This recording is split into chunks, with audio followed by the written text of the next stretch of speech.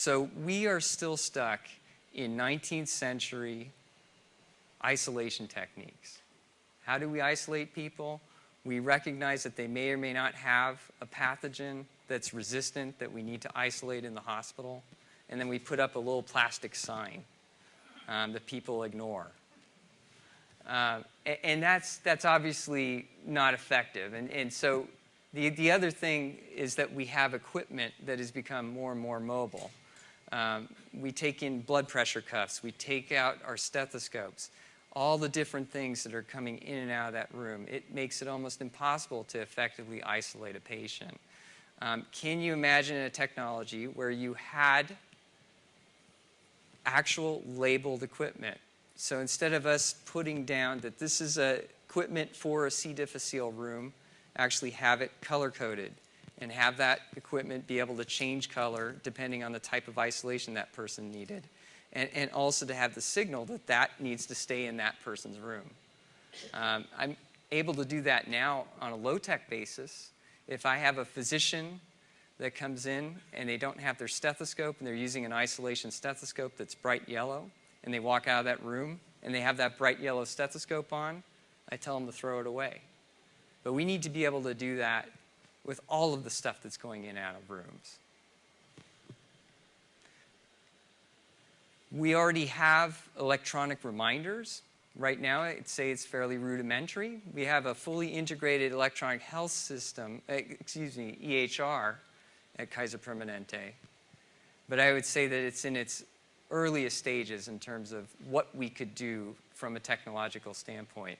So now if a physician goes in and they try to order a test for C. difficile, or they order antibiotics that would be typically used for C. difficile, they get an alert that says, hey, make sure you isolate that patient. Make sure that this alert actually goes to the environmental services individual so that they use the proper cleaning products to clean that room while the patient's in the hospital. But you can imagine, or at least I can imagine, a system where you had a mobile phone or a mobile app that recognized who needed isolation, that would notify providers that they needed to put that person in isolation. The earlier we can isolate somebody, the less chances for spreading pathogens throughout the hospital. When I'm trying to make a decision about whether a patient needs an antibiotic or not, I'm taking into account a number of different factors about that particular patient. But one of the things that I have that a lot of other physicians may not have is the global perspective of what are the resistance rates in the community. What's circulating around the community? Is there hantavirus around? And I can take all of those things into account and then provide that information to the physician. But right now, where we're at, is the physician's got to pick up the phone and call me, or I've got to somehow recognize it on my line listing that I'm using.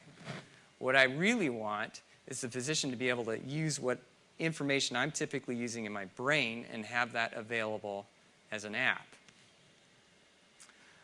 This has actually been already done, at least on a smaller scale. This is a study that was done at Latter-day Saints Hospital in Utah. In 1998, they published this information, where they essentially put together an antibiotic assistant. It was a computer program, and essentially incorporated in a lot of the global information that we need to be able to make an individualized decision for the patient. They did the prospective study, and what they were able to show is that if physicians used the antimicrobial assistant, that we improved the amount of time that somebody was on anti-infectives, the choices of the anti-infectives, the actual outcomes of the patients. There's a postscript to this story, though, and it goes like this. They published an abstract in 2002 as a follow-up to this.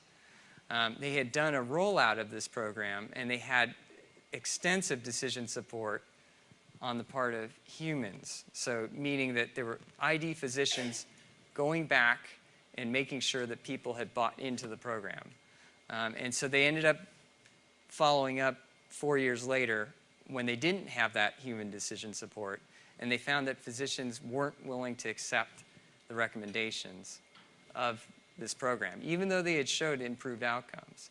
And so the point of this, and the reason I bring this up, is that technology is not the only answer here. You actually need to have the human interface, at least on a healthcare industry basis.